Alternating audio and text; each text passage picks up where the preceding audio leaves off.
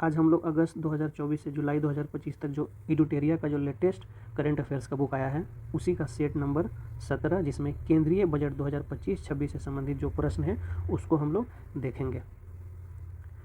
हमारा कोशिश होगा कैसे करके आप लोगों को याद कराया जाए, एक बार 2 बार पढ़ के जैसे भी हो याद कराया जाए। थोड़ा सा अगर वीडियो लंबा होता है तो आप लोग कोऑपरेट कीजिएगा। अगर आप लोग चाहेंगे अगले बार से सिर्फ क्वेश्चन और आंसर पढ़ के निकल जाए तो वो भी आप लोग कमेंट बॉक्स में कीजिएगा कमेंट, और चैनल को सब्सक्राइब कीजिएगा और थोड़ा शेयर कर दीजिएगा। चलिए हम लोग चालू करते हैं। केंद्रीय वित्त मंत्री निर्मला सीतारमण द्वारा मोदी सरकार के तीसरे कार्यकाल का दूसरा बजट कब पेश किया गया? तो ये किया गया है 1 फरवरी 2025 को, यानी कि ये जो बजट है कब पेश किया गया है? तो 1 फरवरी 2025 को। वित्त मंत्री निर्मला सीतारमण द्वारा पेश किए गए बजट में विकास के कितने इंजनों को रेखांकित किया गया है? तो ये किया गया है 4 इंजन को। तो कितने विकास के इंजन को? तो 4 इंजन को। केंद्रीय बजट 2025 की थीम क्या थी, है ना? इनमें से जो है निम्न में से क्या थीम थी? तो ये थीम है सबका विकास। थीम क्या है केंद्रीय बजट 2025 का? सबका विकास। वित्त मंत्री निर्मला सीतारमण द्वारा 2025 में पेश किया गया बजट, इनके द्वारा पेश किए गए बजट का कौन सा क्रम था? तो ये है आपका 8वां, है ना? ये कौन सा क्रम है? तो इस बार जो पेश किए 2025 में पेश की हैं तो ये है 8वां क्रम में। केंद्रीय बजट 2025-26 के अनुसार कुल व्यय कितना होने का अनुमान लगाया गया है? तो देखिए, हम बजट 2025-26 के जगह पे 25-26 कहेंगे तो थोड़ा सा इसको समझ लीजिएगा। तो कुल कितना बजट का अनुमान लगाया गया है? तो ये लगाया गया है 50,65,345 करोड़। इसको याद कैसे रखेंगे? 50, 65, 3, 4, 5, है ना? 50, 65, 3, 4, 5 करोड़। आई होप कि आपको याद हो गया होगा। बजट 25-26 के अनुसार राजस्व प्राप्ति कितना होने का अनुमान है? यानी कि राजस्व प्राप्ति कितना होने का अनुमान है? तो ये आपका अनुमान है 34,20,409 करोड़। राजस्व प्राप्ति कितना? 34,20,409 करोड़। बजट 25-26 के अनुसार राजकोषीय घाटा, है ना, राजकोषीय घाटा कितना होने का अनुमान है? तो ये है आपका 15,68,936 करोड़। कितना है? 15,68,936 करोड़ राजकोषीय घाटा, और राजस्व प्राप्ति 34,20,409 करोड़। बजट 25-26 के अनुसार प्रभावी राजस्व घाटा कितना होने का अनुमान है? तो जो प्रभावी राजस्व घाटा का अनुमान है वो है आपका 5,23,846 करोड़। प्रभावी राजस्व घाटा 5,23,846 करोड़। बजट 25-26 के अनुसार राजकोषीय घाटा जो है जीडीपी का कितना प्रतिशत रहने का अनुमान है? तो ये जीडीपी का कितना प्रतिशत? 4.4%, यानी कि राजकोषीय घाटा जो है हमारे जीडीपी का 4.4% रहने का अनुमान है। और वहीं बजट 25-26 के अनुसार राजस्व जो घाटा है ये राजकोषीय घाटा है ये, और ये है आपका राजस्व घाटा। तो राजस्व घाटा जीडीपी का कितना परसेंट रहने का अनुमान है? तो ये आपका अनुमान है 1.5%, है ना? तो राजस्व घाटा 1.5% और राजकोषीय घाटा 4.4%। चलते हैं नेक्स्ट क्वेश्चन। बजट 25-26 के अनुसार प्राथमिक घाटा जीडीपी का कितना प्रतिशत रहने का अनुमान है? तो जो प्राथमिक घाटा है वो रहेगा 0.8%। वहीं 25-26 के अनुसार जो है प्रभावी राजस्व घाटा जीडीपी का कितना प्रतिशत रहने का अनुमान है? तो जो प्रभावी राजस्व घाटा है वो है 0.3%, लेकिन प्राथमिक घाटा कितना है? 0.8, और प्रभावी राजस्व घाटा कितना है? 0.3। प्राथमिक में 0.8 और प्रभावी में 0.3। बजट 25-26 के अनुसार प्राथमिक घाटा कितना रहने का अनुमान है? तो ये रहने का अनुमान है 2,92,598 करोड़, है ना? प्राथमिक घाटा कितना रहेगा? 2,92,598 करोड़।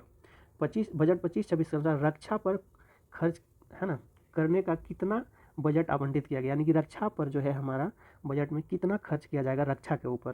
तो ये किया जाएगा आपका 4,91,732 करोड़, यानी 4,91,732 करोड़ रुपया। इसको याद रखिएगा क्योंकि इस बार ऑपरेशन सिंदूर हुआ है तो ये एग्जाम के लिए इंपॉर्टेंट है।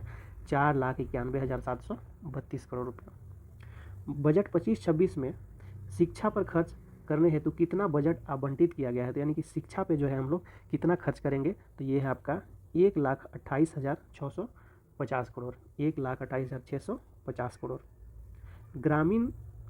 ग्रामीण विकास मद पर व्यय हेतु कितना बजट आवंटित किया गया, यानी कि ग्रामीण विकास पर कितना खर्च किया जाएगा। तो ये है आपका 2,66,817 करोड़, 2,66,817 करोड़।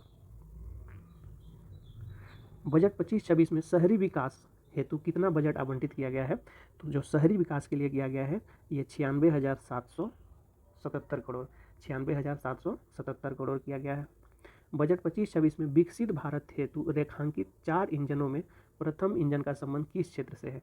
तो जो विकसित भारत का जो लक्ष्य रखा गया है उसमें जो 4 इंजन है उसमें से पहला इंजन आपका वो है आपका कृषि है। बजट 25-26 में प्रथम इंजन के रूप में चयनित कृषि क्षेत्र के तहत कृषि उत्पादकता बढ़ाने हेतु देश के कुल कितने जिलों को शामिल किया गया है। तो जो है ना कुल कितने जिलों को किया गया है, तो ये किया गया आपको कुल 100 जिलों को शामिल किया गया है। प्रथम इंजन जो कृषि क्षेत्र है इसमें कृषि उत्पादकता को बढ़ाने के लिए देश में कुल कितने जिलों को 100 जिलों को शामिल किया गया है। बजट 25-26 में किसान क्रेडिट कार्ड की है ना किसकी किसान क्रेडिट कार्ड की सीमा को जो है 3 लाख से जो है बढ़ाकर कितने किए जाने की घोषणा किया गया है। 3 लाख से इसको 5 लाख कर दिया गया है। किसको, किसान क्रेडिट कार्ड की जो सीमा है पहले 3 लाख थी, अब जो है 5 लाख हो गई है। बजट 25-26 में मखाना के उत्पादन प्रसंस्करण तथा मूल्य संवर्धन को बढ़ाने हेतु किस राज्य में मखाना बोर्ड की स्थापना किए जाने की घोषणा की गई है। यानी मखाना बोर्ड का कहाँ लगेगा, तो ये हमारा बिहार में लगने वाला है। तो मखाना बोर्ड का स्थापना कहाँ होगा, बिहार में। बजट 25-26 में यूरिया संयंत्र की स्थापना किस राज्य में किए जाने की घोषणा किया गया है, ये किया गया है असम में। किस चीज़ का, यूरिया का संयंत्र लगेगा, कहाँ लगेगा, असम में लगेगा। बजट 25-26 में विकसित भारत हेतु रेखांकित 4 इंजनों में दूसरे इंजन का संबंध किस क्षेत्र से है। पहले का संबंध तो कृषि से है और दूसरे का संबंध है आपका MSME सेक्टर से है। बजट 2025-26 में MSME के लिए ऋण कवर को 5 करोड़ से बढ़ाकर कितने रुपये किए जाने की घोषणा की गई है। तो ये किया गया है आपका 10 करोड़, यानी कि MSME के लिए जो ऋण कवर जो है पहले 5 करोड़ था, इसको अब बढ़ा के 10 करोड़ कर दिया गया है।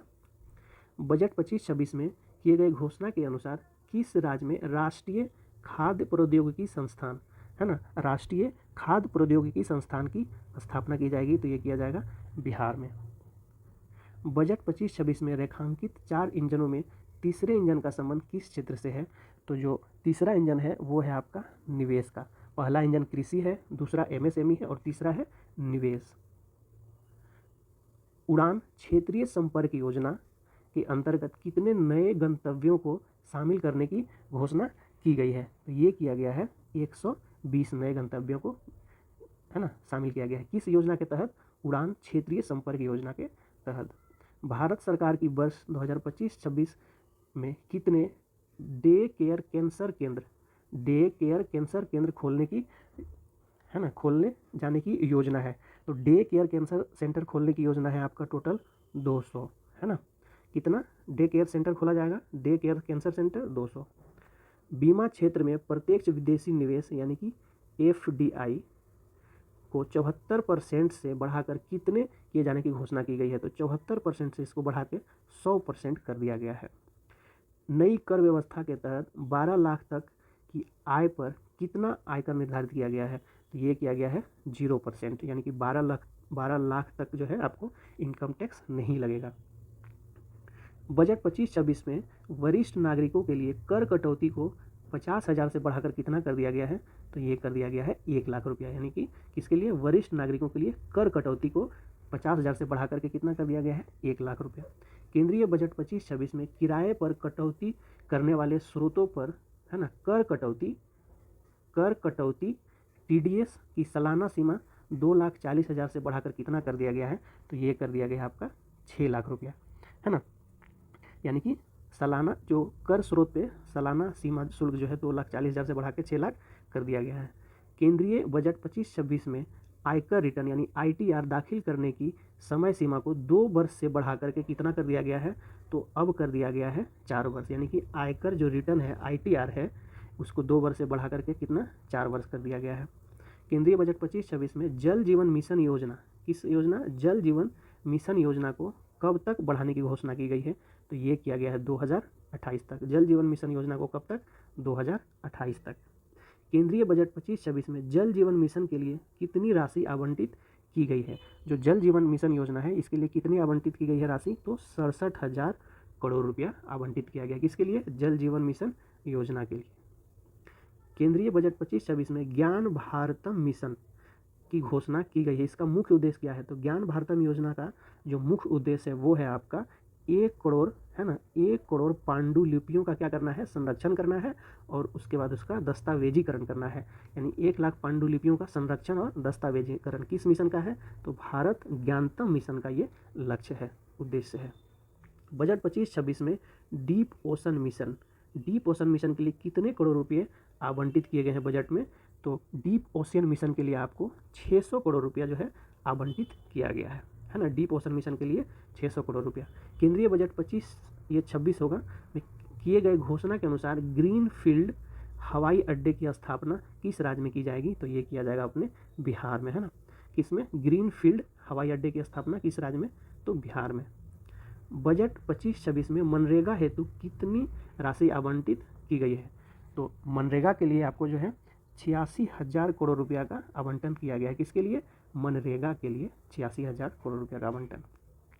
कृषि के संदर्भ में केंद्रीय बजट 25-26 का मुख्य फोकस क्या है, तो जो मुख्य फोकस है जो केंद्रीय बजट में कृषि के लिए वो है कृषि उत्पादकता, यानी प्रोडक्शन का क्या करना है, बढ़ाना है और किसानों की आय में भी क्या करना है, सुधारना है। यानी कि कृषि उत्पादकता में वृद्धि करना है और किसानों की आय को सुधारना है। किसका है, तो कृषि से संबंधित जो है हमारे बजट में मुख्य फोकस इसी का है।